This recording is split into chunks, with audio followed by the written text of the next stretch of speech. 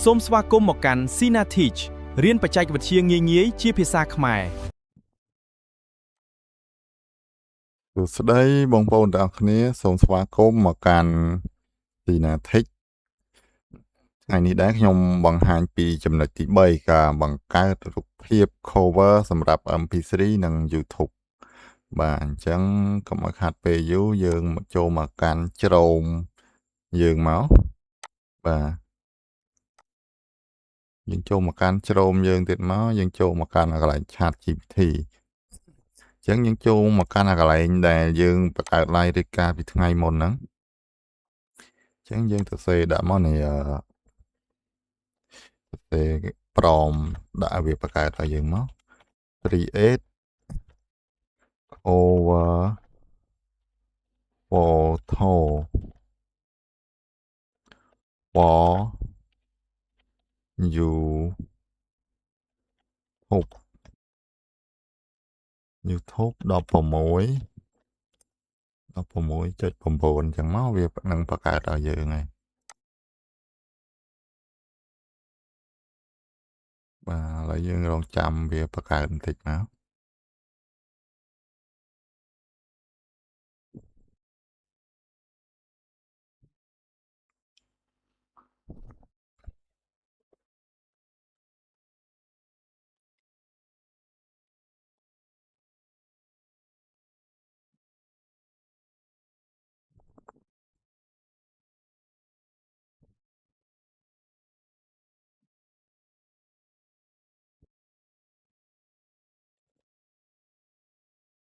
តតាអនុស្សាវរីយ៍បាទយើងពិនិត្យមើលអក្សរមើលគាត់សរសេរត្រូវអត់តតាអនុស្សាវរីយ៍នេះចំណងជើងសរសេរត្រូវប៉ុន្តែពាក្យស្លោកគាត់សរសេរអត់ត្រូវទេអញ្ចឹងយើងបាច់ចាំឲ្យគាត់សរសេរពាក្យស្លោកទេយើងដាក់ថា just write title no proverb just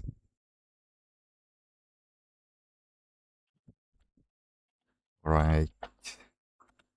title no proverb បាទយើងដាក់ចឹងមក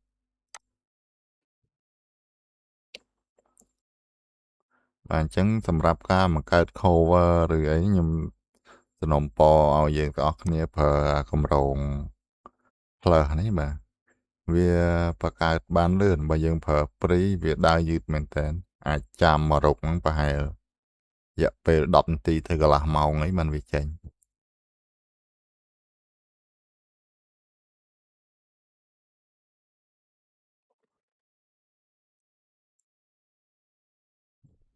ចោះចាំមើលវាចេញមិនដែរខ្ញុំទៅសេឲ្យវាថាទៅសេតែចំណងជើងមិនទៅសេពាក្យស្លោកទេវាចេញមិនដែរចាំមើលអូវាចេញតែអក្សរតតែអនុស្សាវរីយ៍បា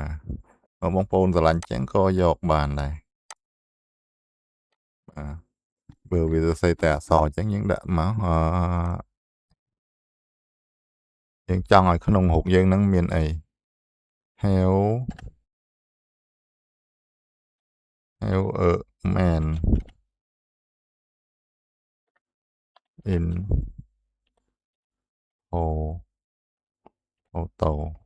បើយើងចង់ឲ្យវាលុបតែ proverb ក៏បានដែរយើង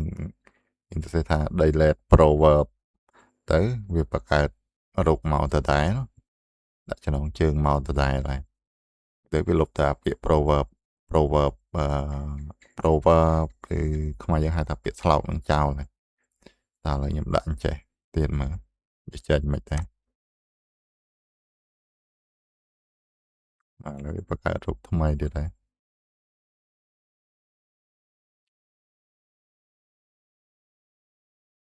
ខ្ញុំខ្ជិលយកទៅសរសេររចនាបន្ថែមក្នុង Photoshop បើបងប្អូនចេះ Photoshop Start អាចយកទៅសរសេរបន្ថែមក្នុង Photoshop ទេ បាច់ចាំឲ្យវាសរសេរចំណងជើងសរសេរអីលើរូបហ្នឹងទេ ChatGPT វាអត់ទាន់ស្គាល់ភាសាខ្មែរយើងច្រើនទេភាគច្រើនបង្កើតរូបគឺសរសេរខុស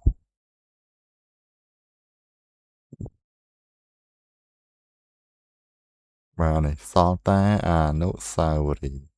ត្រូវណាអនុស្សាវរីយ៍អនុស្សាវរីយ៍អនុស្សាវរីយ៍ជាបាត់អក្សរវសាវ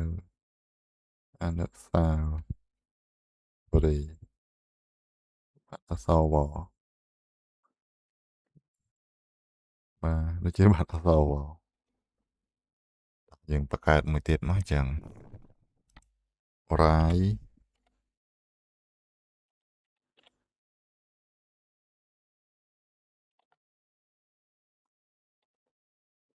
រាយ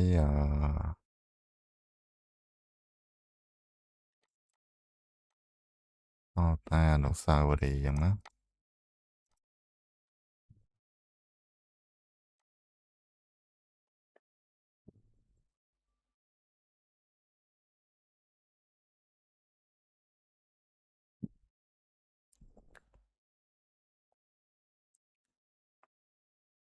ចាំមើលមួយទៀតអត់ត្រូវចាំខ្ញុំធ្វើ edit ខាងលើយកទៅហ្មងកុំឲ្យខាត់ពេលយូរ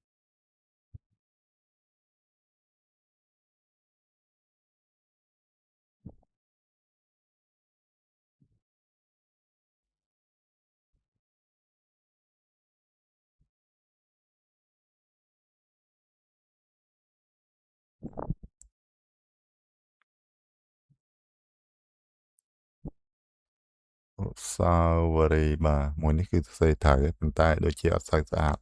អញ្ចឹងយើងនេះយើងចុចលើអសញ្ញាព្រួយហ្នឹងមក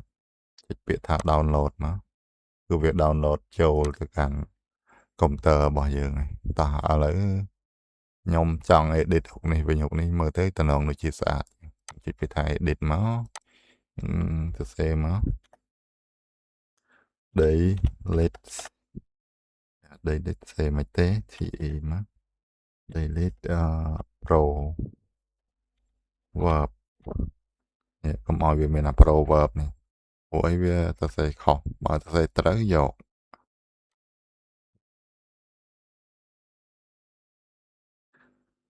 ប៉ុន្តែភាគច្រើនវាសរសេរអត់ងាយត្រូវទេ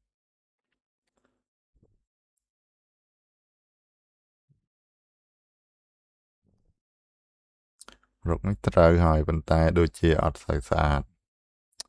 ហុកបង្កើតទី1នេះស្អាតជាងមានពូលមានអីចាំងមើលទៅតំណង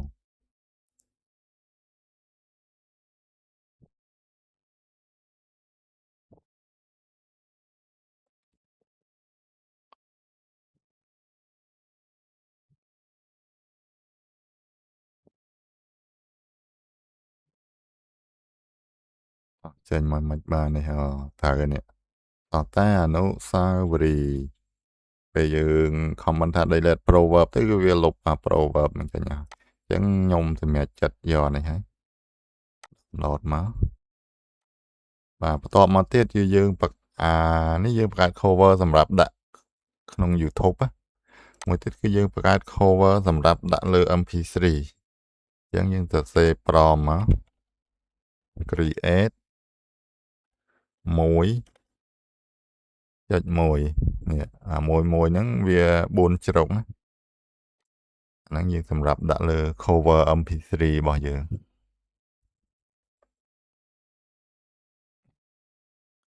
វីដេអូនេះរៀងវែងតិចដោយសារការបង្កើតរូបវាដើររៀងយូរ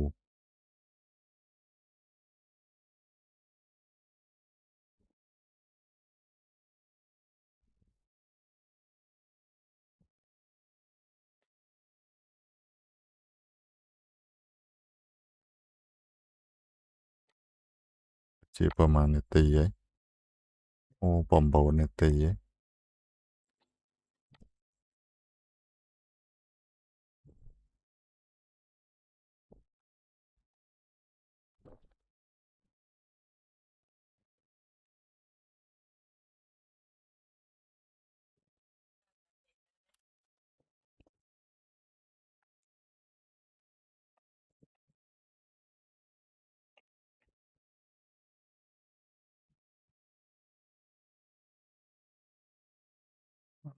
ចេញហើយចេញតែសសអញ្ចឹងបាទនេះអូនេះចេញហើយយើងចុច download យកមក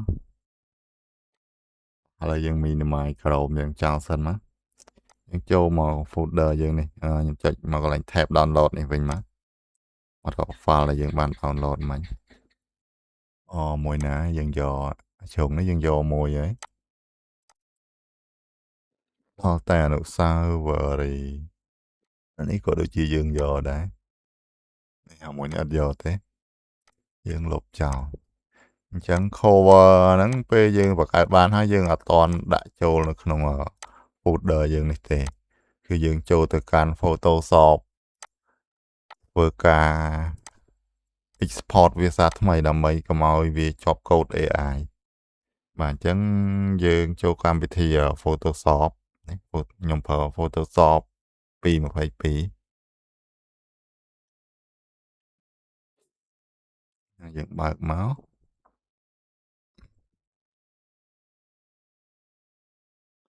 បាទជាមុនដំបូង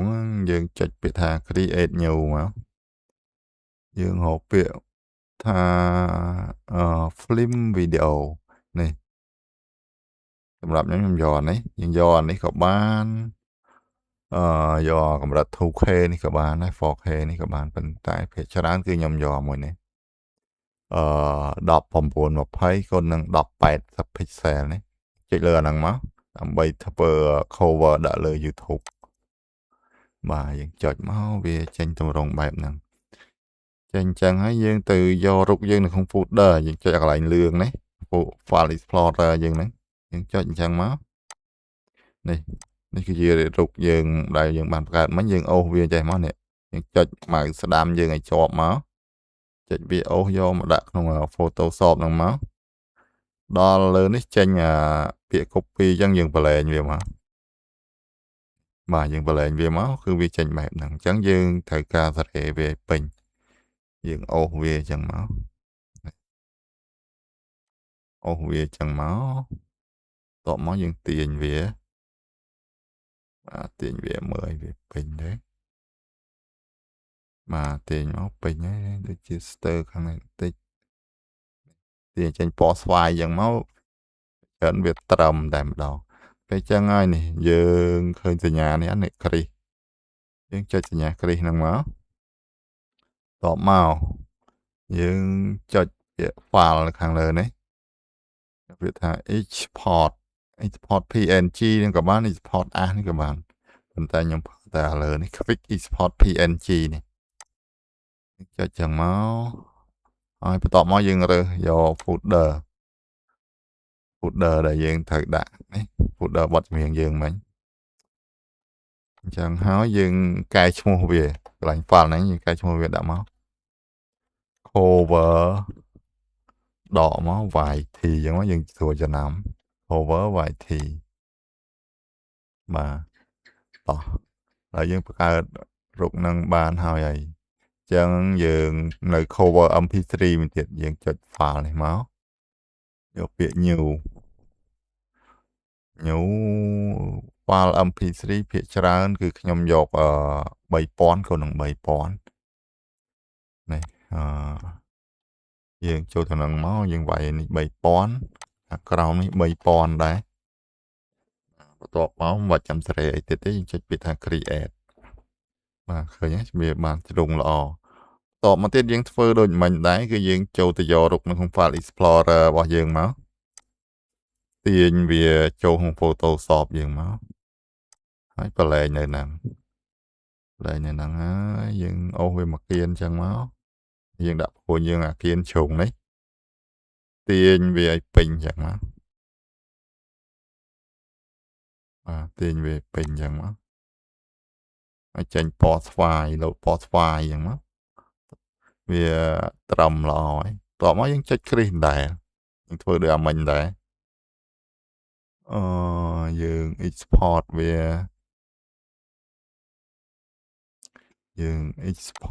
ាដូចមិញដែរចុចពាក្យ export មកភាសានេះយើងអត់ប្រវាក់រើសទេព្រោះឯមុនដំបូងយើងបានរើសហើយ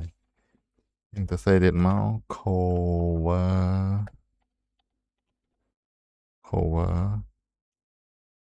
MP3 ចឹងមកតែយើងចំណាំទេអាហ្នឹងតោះមកយើងចុច save បាទទៅឥឡូវយើងទៅមើលក្នុង folder របស់យើងបាទចុចអានេះដើម្បីមើលបាទឥឡូវយើងបាននេះ cover ដែលយើងបង្កើតមិញ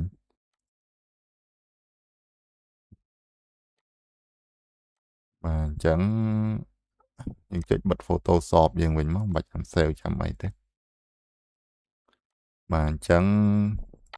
មេរៀនការបង្កើតរូបភាព cover សម្រាប់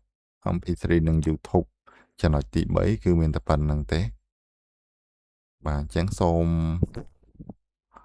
បងប្អូន comment នៅខាងក្រោមវីដេអូបាទបងប្អូនមានចម្ងល់ឬក៏បញ្ហាអ្វីបន្ថែមខ្ញុំនឹងធ្វើវីដេអូសម្រាប់ឆ្លើយតបបាទអញ្ចឹងចប់ហើយមានតែប៉ុណ្្នឹងទេសូមអរគុណសូមជម្រាបលា